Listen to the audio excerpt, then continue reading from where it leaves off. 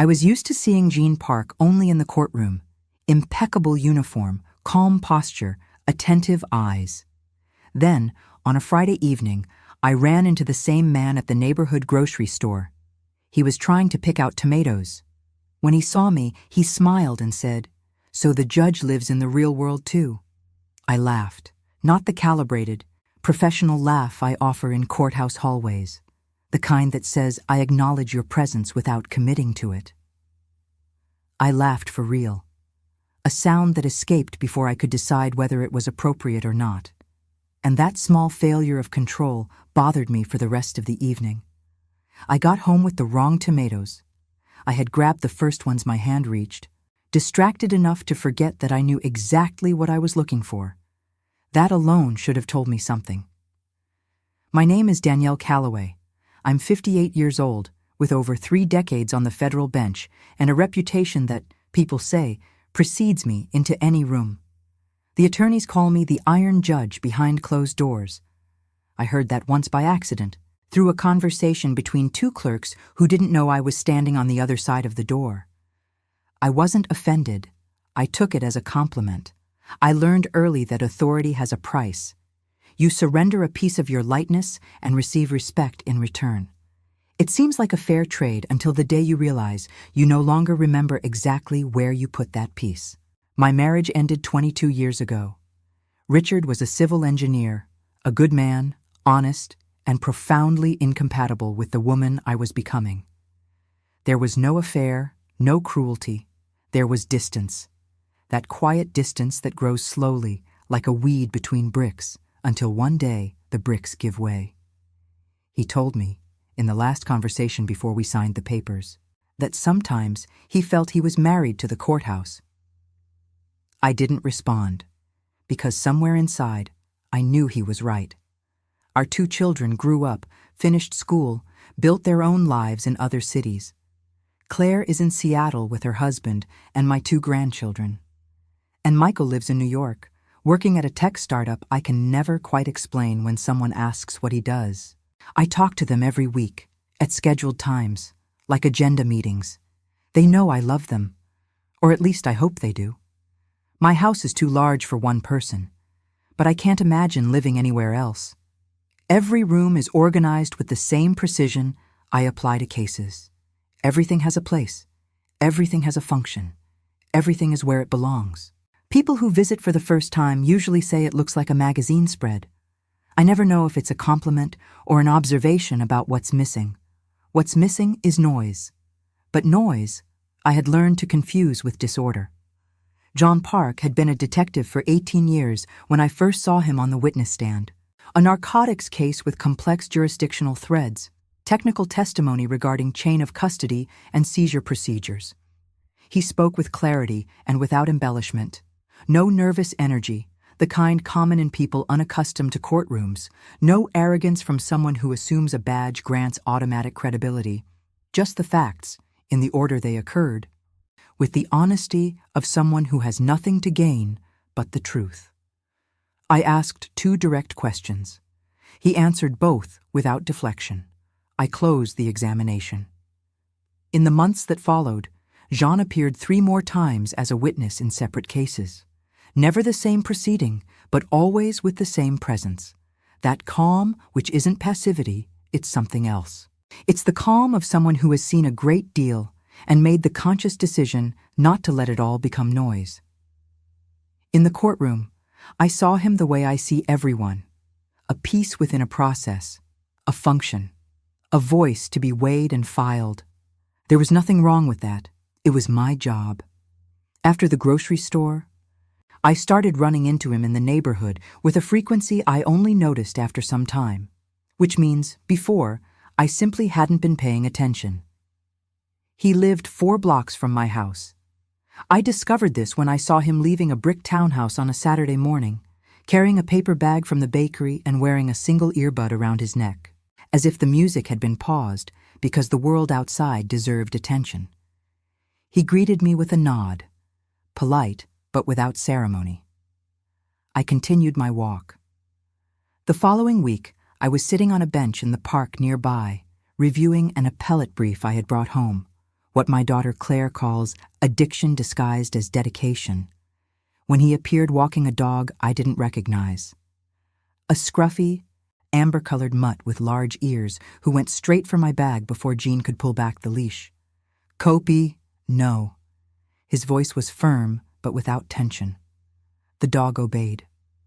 I had looked up from the brief with an expression that probably said, "If that animal ruins my leather bag, someone is getting sued." And he noticed, because he laughed quietly before apologizing. "He thinks every bag contains treats," Jean said, a theory that hasn't been entirely disproved. "In my case, it has," I replied. "Mine only contains papers," which for him are equally interesting. I looked at the dog, who was studying me with that particular expression dogs adopt when they've decided you're suspicious. "Is he yours?" "My neighbor's. I walk him sometimes when she's out of town." A pause. "Have you lived around here long, Judge Calloway?" 17 years. "I've been here too." He said it the way someone offers information, without expectation of anything in return. Then he adjusted the leash. "Have a good weekend." And he left. I stared at the open brief on my lap for several seconds before realizing I had completely lost my train of thought. There's a discipline I developed over the years that I call, internally, the glass wall. It isn't coldness. Coldness implies indifference, and I care deeply about the cases I adjudicate, about the stories that pass through my courtroom, carrying the full weight of human pain and complexity. The glass wall is something else, the ability to witness without being penetrated, to feel the gravity of a decision without letting it undo you. It took years to build. I sacrificed a great deal in its construction. The problem is that the glass wall doesn't distinguish between the courtroom and life. I refined it until it became permanent, and one day I woke up and realized I was seeing everything. My children, my home, the people around me, through that same managed distance. Protective, efficient, and completely lonely. Gene Park didn't know that. And even if he had, I don't think it would have changed how he treated me, which paradoxically was exactly what began to make a difference. In the months that followed, the encounters continued. None of them were planned, at least not on my part. The bakery on the corner, where we'd have coffee at separate tables until, on a rainy Tuesday morning, he asked if I minded if he sat, since every other chair was taken. The pharmacy, where I found him in line with a handwritten list. Who still writes handwritten lists? And we spent 10 minutes debating whether it was more efficient to organize a pharmacy list alphabetically or by aisle location. He argued for aisles. I argued for alphabetical. Neither of us convinced the other. Through those small, inconsequential conversations, I learned things about Gene Park, that he was born in Chicago, the son of Korean immigrants who opened a dry goods shop on the North Side, that he spoke Korean with his parents and English with everyone else, but thought, he told me once, in a language that has no name, one made more of images than words, that he had divorced 5 years ago, no children, no dramatic unraveling.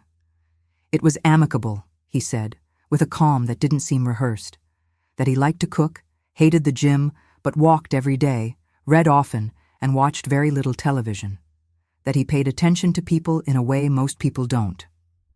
I noticed that gradually. Jean listened without preparing his response while the other person was still talking.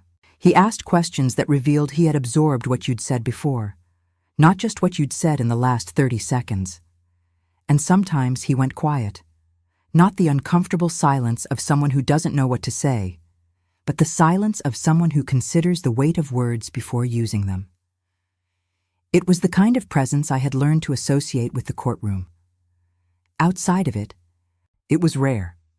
There was an afternoon in October when I was sitting on the back porch, reviewing an appeal, when the phone rang. It was Claire, calling to say she couldn't make it for Thanksgiving. Flights were expensive, the kids had school commitments, maybe she'd come at Christmas. I said it was fine. I said I understood. I hung up and sat looking at the backyard for a few minutes before returning to the case file. I didn't cry. I had learned not to cry in moments like that, Not because it doesn't hurt, but because crying requires you to stop everything and allow yourself to be pierced by the pain, and I never quite knew what to do afterward. How to reorganize. How to resume. That night, I ran into Jean on the street, coming back from the bakery. He noticed something, I don't know what, maybe the way I was carrying my shoulders, maybe something in my eyes, and simply said, "Everything okay?" "Yes," I replied. The automatic reflex of 30 years. He didn't press, but he didn't rush past it either, the way people do when they want to believe the answer and move on. He paused for a moment, as if leaving room for me to change my mind, if I chose to. I didn't, but I noticed the room. "Were the tomatoes any good?" I asked, just to say something. "Which tomatoes?" "At the grocery store, the first time we ran into each other there." He thought for a moment. "They were. Made a caprese salad." A pause. "Did you end up picking good ones?" "I grabbed the first ones I saw. Sometimes that's the best strategy." I looked at him. "You believe that? For tomatoes?" "Yes." The corner of his mouth lifted slightly. "For other things, it depends." I walked home with that answer in my head, and it stayed there far longer than it should have. Winter came, and with it a trial that ran 3 weeks, a federal corruption case with 11 defendants, an enormous paper record, and defense attorneys who attempted, on at least 6 separate occasions, to challenge my management of the proceedings. They didn't succeed. They never do. My law clerk, Patricia, said to me one afternoon, with that particular look of admiration mixed with mild terror she sometimes gets, "Judge Calloway, don't you ever get tired?" "I do," I said, "but fatigue has no standing in my courtroom." She smiled as if I'd said something profound. I had only said the truth. What I didn't say was that later that night, when I got home, I sat in the kitchen for 20 minutes without turning on the lights, just sitting in the dark with the silence of the large house all around me, listening to the sound of nothing. It wasn't sadness exactly. It was something older, an involuntary inventory, the kind life takes without asking, cataloging what is present and what is absent, without mercy and without distortion. What was there? A solid career, respect, an organized home, reasonable health, children who were alive and well, even if distant, a routine that ran like a Swiss watch. What was missing? Someone to sit in the dark with, without needing to explain why. In March, Jean invited me for coffee. It wasn't an elaborate invitation. We were in line at the bakery and he said, "There's a new coffee place on the next block. I went yesterday. The coffee's good. If you ever want to check it out." Said like a piece of information, without urgency, without the implicit weight that invitations carry when they come loaded with expectation. I said maybe I would. I went the following Saturday. He was there. Whether by chance or by choice, I didn't ask. We sat for 2 hours talking about nothing related to work, a book I'd read that he also knew, the renovation being done to the neighborhood park that neither of us had requested, a trip he'd taken to South Korea 2 years earlier to visit family, a trip that had been, he said, simultaneously deeply familiar and completely foreign. "What do you mean?" I asked. "I know the language, I know the food, but the pace is different, the way people relate to each other. I grew up here, so I carry both things, but I'm never fully either one." A pause. Have you ever felt that way? Belonging somewhere that also feels strange? I thought about the courthouse. I thought about my house. I thought about family dinners where my children talk about things I can't quite follow, and I smile at the right moments, competent even in my affection. "Yes," I said. "Often." He didn't ask where. He just nodded, as if the answer itself was sufficient. The resistance came, as it always does, disguised as reason. I began cataloging, mentally, all the reasons why this, whatever this was, had no future. The difference in our paths. The fact that he still appeared as a witness in cases before my court, creating an ethical gray area I'd eventually need to address. My reputation, built on an image of impartiality and restraint. My age, my calcified habits, my house that ran like precision machinery, and that any new presence would disrupt. And deeper than all of that, a fear I couldn't name directly, but recognized by its shadow. The fear of opening something I had closed with great effort and discovering I no longer knew how to close it again. I was cooler for a few weeks. Polite, but closed. The glass wall reinforced, responses shorter, encounters briefer. Gene noticed. He didn't say anything, but he noticed. I could tell by the way he gave me more space without withdrawing completely, without pushing. And that was what disarmed me in the end. Not persistence. Patience. It was on a night in April, after a trial that had cost me more than the others. A domestic violence case, children involved, a woman who had spent years building the courage to walk into that courtroom, and who looked at me during sentencing with a mixture of fear and hope that stayed with me long after I closed the file. I made the right decision. I'm certain of that. But some right decisions aren't light. I left the courthouse later than usual. The street was nearly empty. The air had that smell of recent rain that cities sometimes carry, surprisingly clean. And Gene was coming out of a small bar on the corner with a colleague, and when he saw me, he said goodbye to his partner and walked over. "Long night?" he asked. "Some of them are." We walked in silence for a block. We hadn't agreed to walk together. It just happened, the way water finds the same slope. "Have you ever wondered," he said after a while, "whether it's harder to decide on people's lives when you feel too much, or when you feel nothing at all?" I looked at him sidelong. "Why are you asking me that? Because you seem like someone who feels a great deal and has spent a long time convincing the world, and maybe herself, otherwise." I stopped walking. He stopped too, one step ahead, and turned to face me. There was no judgment in his expression, only that quiet attention I had learned to recognize, and which, in that moment, felt unbearably precise. "You don't know me," I said. My voice came out harder than I intended. "No," he agreed, "but I've been paying attention." The silence that followed was long. A car passed. A window lit up in the building next door. "I'm afraid," I said.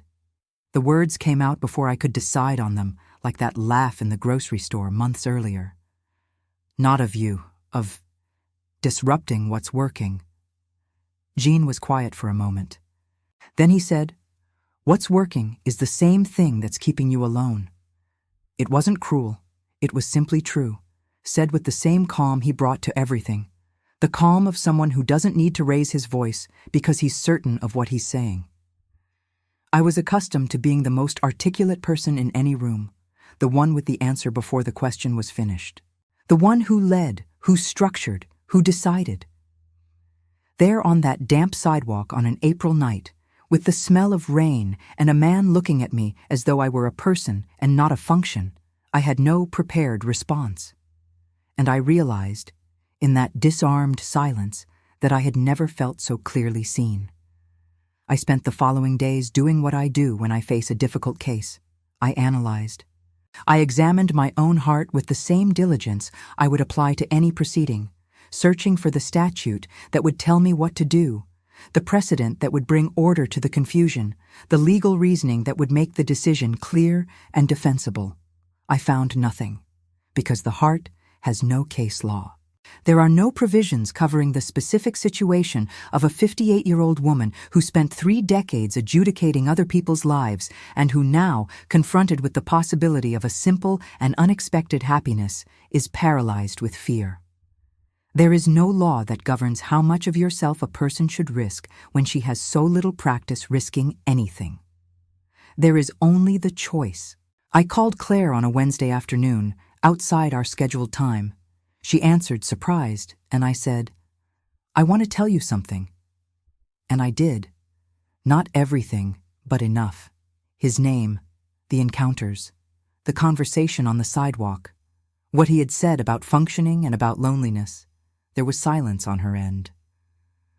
"Mom," Claire said, and there was something different in her voice. Something softer.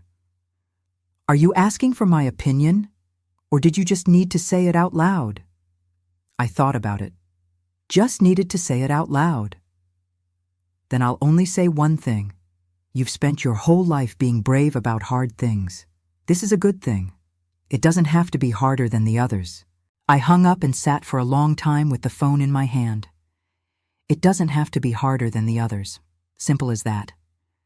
Said by a daughter I had raised thinking I wasn't teaching her enough about feeling. I found Jean the following Saturday at the bakery.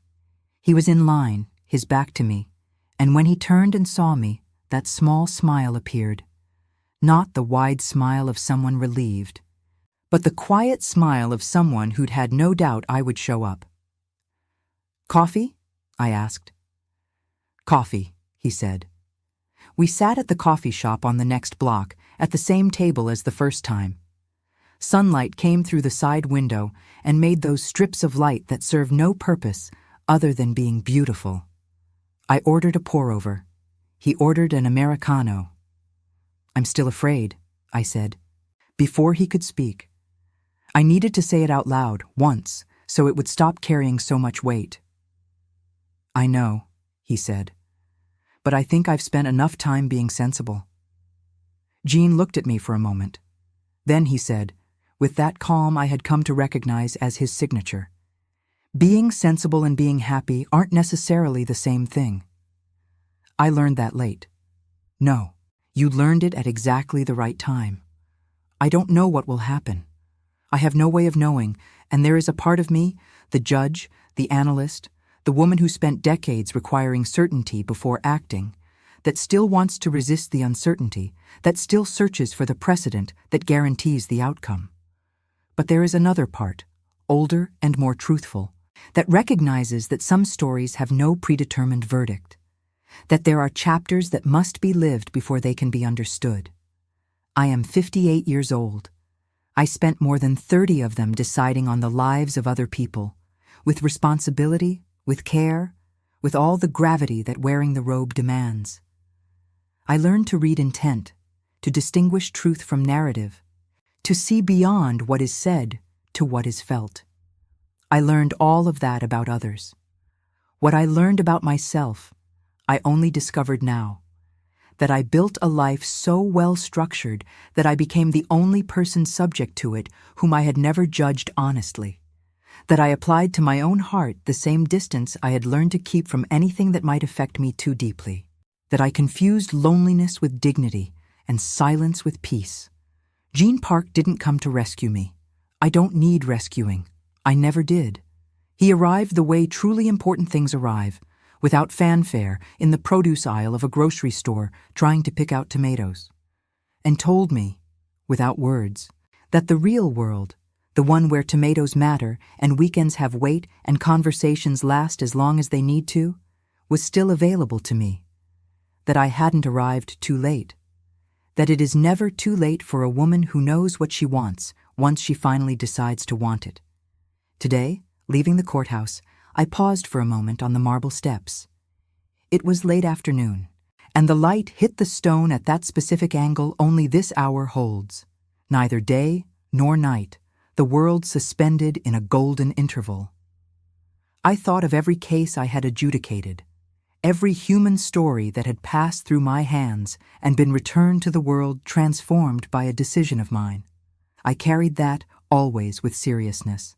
I will carry it until the day I retire. But I also thought of what no law can do. Decide for you when the question is about your own life. When there is no code covering the specific article of your loneliness, no precedent to support your fear, no legal reasoning to justify continuing to refuse the possibility of being happy. Some decisions cannot be made from the bench.